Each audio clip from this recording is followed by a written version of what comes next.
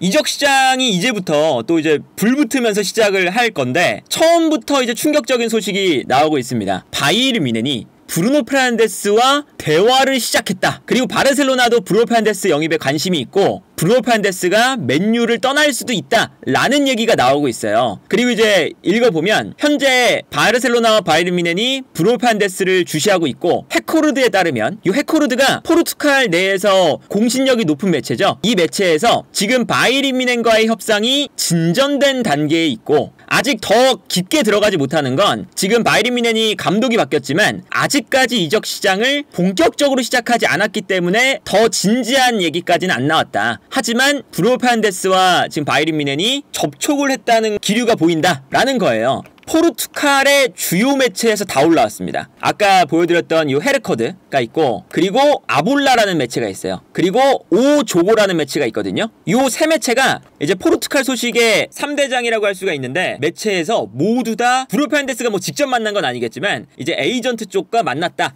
라는 겁니다. 아볼라에서 나온 얘기도 지금 브루노 페르난데스와 가까운 소식통에 따르면 이미 바르셀로나와 바이에른 뮌헨은 이적 조건을 알아보기 위해서 브루노 페르난데스와 접촉을 했고 공식적으로 이제 이야기가 나올 예정이다. 근데 이제 브루노 페르난데스는 오늘 이런 사진을 하나 올렸습니다. 본인의 아들이 이제 맨유의 깃발을 흔들면서 캡틴, 주장완장을 찬 사진을 올렸어요. 근데 이제 이거는 뭐 SNS만 보고 브루노 페르난데스가 이거는 재계약을 할 거다. 100% 이제 믿기는 어려운 게 어쨌든 SNS상에 올린 거고 이게 상황은 순식간에 바뀌기 때문에 어떻게 될지는 일단은 모르는 건데 브루노 페르난데스 얘기가 나오는 이유는 계약 기간이 2년 남았습니다. 2년 남았기 때문에 이제 브루노 페르난데스가 만약에 떠난다는 선택을 한다면 이번 시즌이 맨유 입장에서도 돈을 받을 수 있는 적기라는 거죠. 그래서 이제 이야기가 나올 수가 있는 거고 다만 이제 브루노 페르난데스가 맨유를 일단 매우 좋아하고 그리고 여기에 대해서 며칠 전에 있었던 그 온스테인 기자의 보도가 있어요.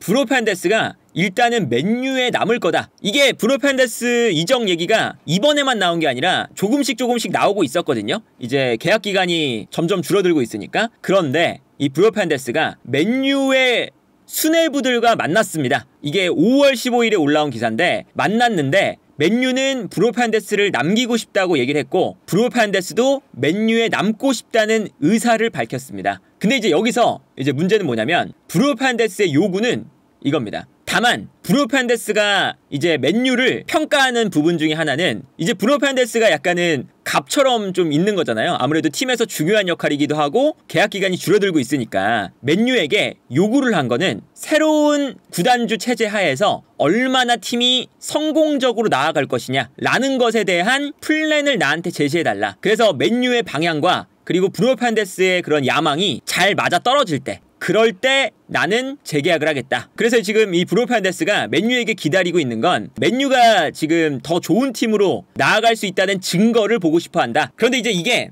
브루노 페르난데스가 이번 이적 시장에 대한 플랜을 좀 얘기를 해달라. 혹은 이제 감독의 교체나 유임 뭐 이런 전체적인 얘기를 듣고 싶어 한다는 거예요. 근데 만약에 이게 또 본인의 생각과 안 맞으면 브루노 페르난데스도 뭐 나가고 싶은 얘기를 할 수도 있는 거죠. 그래서 뭐 이거는 어떻게 될지 모르겠지만 일단 뭐 브루노 페르난데스의 이적 얘기는 존재할 수 있을 만한 얘기다. 그리고 이제 만약에 바이에른 뮌헨이 브루노 페르난데스를 영입한다면 이제 어떤 점이 좋으냐? 일단 첫 번째는 바이에른 뮌헨에 무시알라가 있으니까 무시알라가 있는데 왜 브루노 페르난데스를 데려오느냐? 이런 얘기가 나올 수가 있어요. 근데 이제 첫 번째는 지금 바이에른 뮌헨이 좌우 측면 공격수를 영입해야 되는 상황이거든요. 지금 뭐 그나브리, 코망, 사네 약간 믿을만하지 못한 선수들이잖아요. 그리고 이번 시즌에 이 사네는 너무 단독 개인 플레이가 많고 그리고 그나브리나 코망은 부상이 많다 보니까 경기에 못 나오고 밀러는 이제 나이가 많고 하다 보니까 측면 공격수가 없는 상황이에요. 그런데 브루노 페르난데스가 온다면 무시알라를 측면으로 두면서 측면 공격수를 영입한 것 같은 효과를 볼 수가 있습니다. 이제 밀러가 중앙에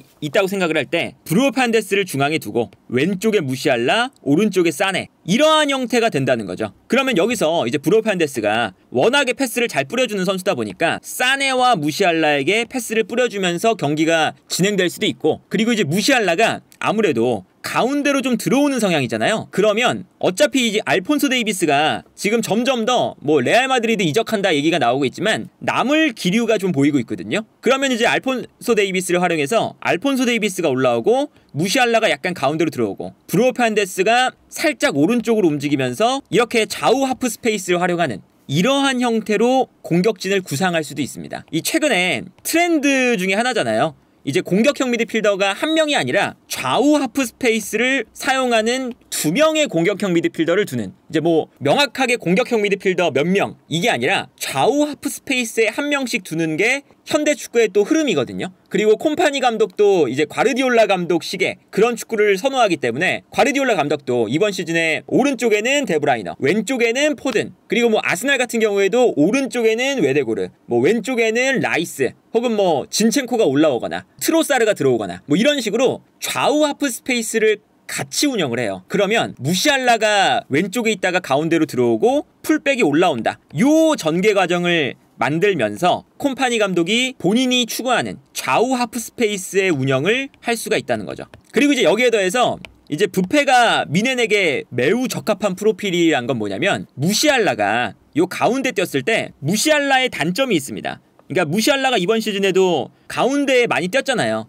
근데 중앙 지역에서 패스를 뿌려주는 유형의 선수는 아니죠. 그러니까 무시알라는 오히려 드리블이라던가 상대 수비를 이제 무너뜨리는 볼 소유 능력, 이런 거에 장점이 있지, 무시알라가 뛰어나가는 선수에게 공격의 연결고리 역할을 하는 플레이는 그렇게까지 잘 못해요. 이 선수가 그거는 엄청난 장점까지는 아니거든요, 아직까진. 그래서 이제 이번 시즌도 이제 무시알라가 있음에도 불구하고 공격의 연결고리가 좀 안 좋다 보니까 공격이 답답할 때도 많았고, 그리고 이제 해리케인이 조금 더 많이 내려와서 오히려 해리케인이 내려오고 무시알라가 좀 올라가는 이러한 형태가 됐었거든요. 이제 그렇기 때문에 브루노 페르난데스가 온다면 오히려 이제 무시알라가 본인의 장점이라고 할 수가 없는 플레이메이킹 능력을 무리하게 하지 말고 오히려 약간 올라가서 무시알라의 드리블 능력, 조금 더 이제 상대 수비를 파괴할 수 있는 그런 개인 능력을 보여줄 수가 있고, 약간 뒤쪽에서 부페가 패스를 뿌려주는 이러한 형태가 될 수도 있습니다. 미넨 입장에서는 이 브루노 페르난데스를 원하는 이유가 매우 명확해 보인다. 이제 그렇다면 맨유 입장에서는 어떠냐? 브루노 페르난데스는 너무나 당연하게 무조건 잡아야 되는 선수다 라고 할 수가 있겠죠. 맨유 내에서 이 브루노 페르난데스가 가져가는 영향력 자체가 뭐 어마무시해요. 사실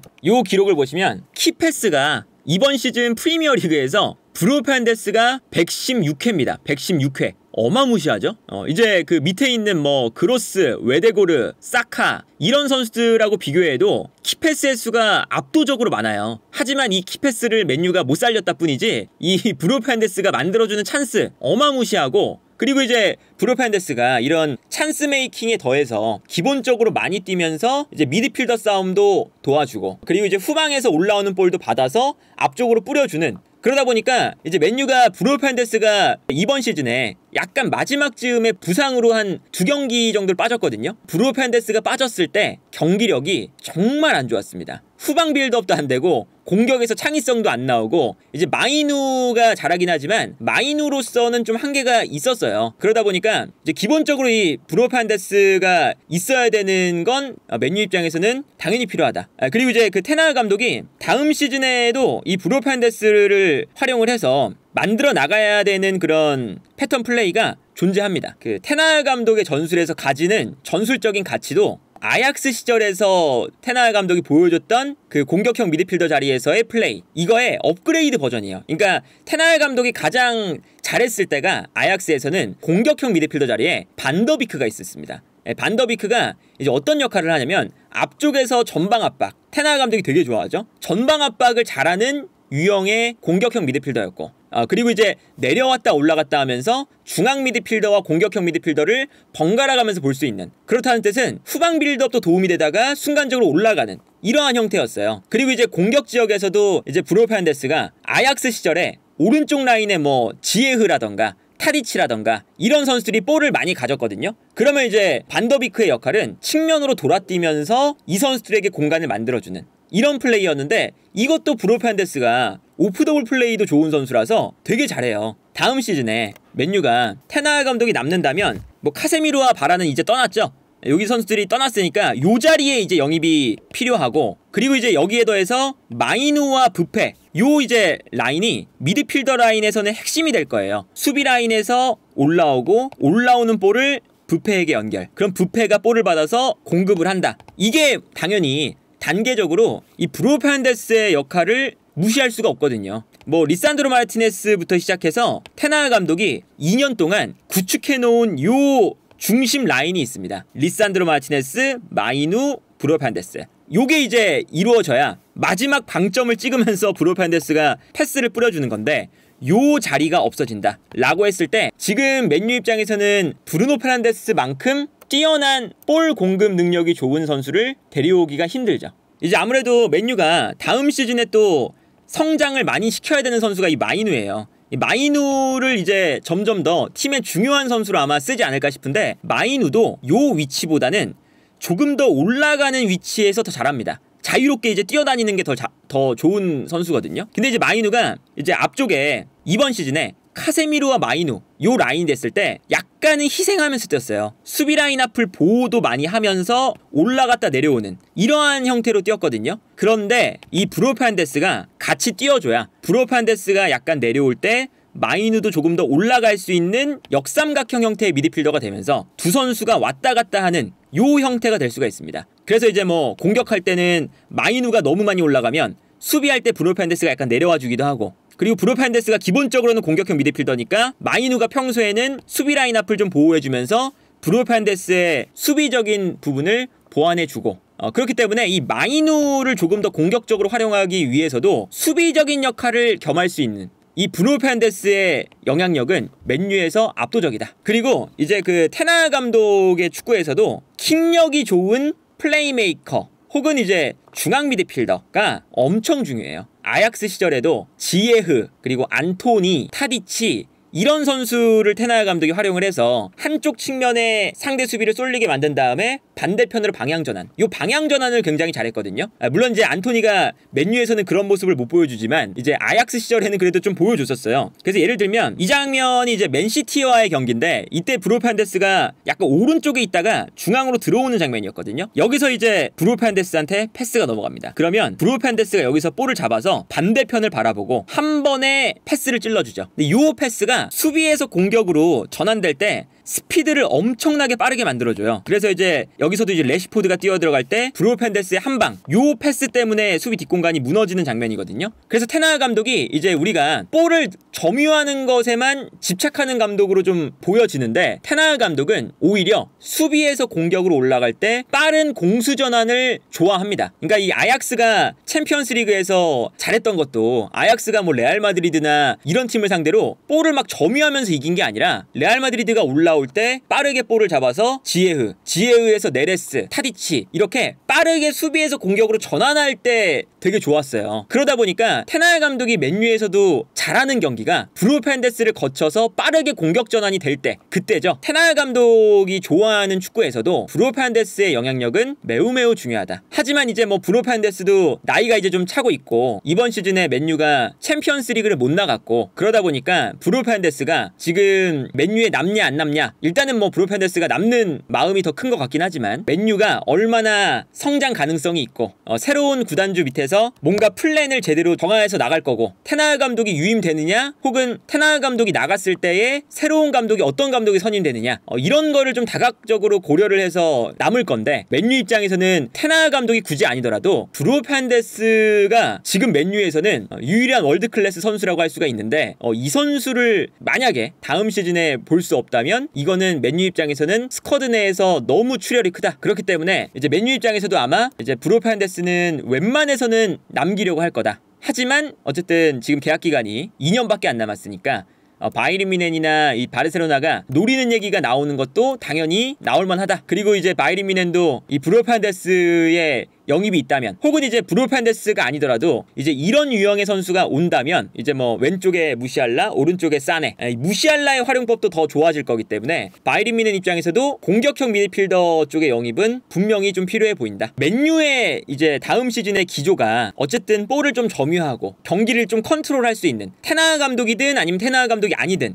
이제 그런 축구로 간다는 이야기가 많이 나오고 있죠. 이전부터 사실은 나왔는데 실패를 했었잖아요. 그런데 이제 볼을 점유하는 축구를 하려면 브루노 페르난데스를 맨유가 안 잡는 건 말이 안 되고, 이 브루노 페르난데스가 있어야 어느 정도는 볼을 점유하면서 그 우승권 팀들과 경합할 수 있는 그 정도의 경기력이 나올 수가 있기 때문에 당연히 브루노 페르난데스 한쪽, 마이누 한쪽, 좌우 하프 스페이스를 활용하는 그 형태가 아마 다음 시즌에 맨유가 이제 브루노 페르난데스와 마이누 중심으로 가면서 앞쪽에 뭐 레시포드, 가르나초, 호일룬 뭐 이런 선수들에게 볼이 공급되는 형태로 갈 거예요. 그렇기 때문에 볼을 점유하는 축구를 추구한다면 이 브루노 페르난데스는 맨유에서 절대적인 영향력을 발휘를 해야 되니까 맨유 입장에서는 정말 뭐 브루노 페르난데스가 나가고 싶다 그런 얘기를 하지 않는 이상에는 무조건 붙잡아야 되는 선수다. 브루노 페르난데스의 조건을 어떻게 해서든 맞춰주는 한이 있더라도 남겨야 되는 선수라고 할 수가 있겠죠.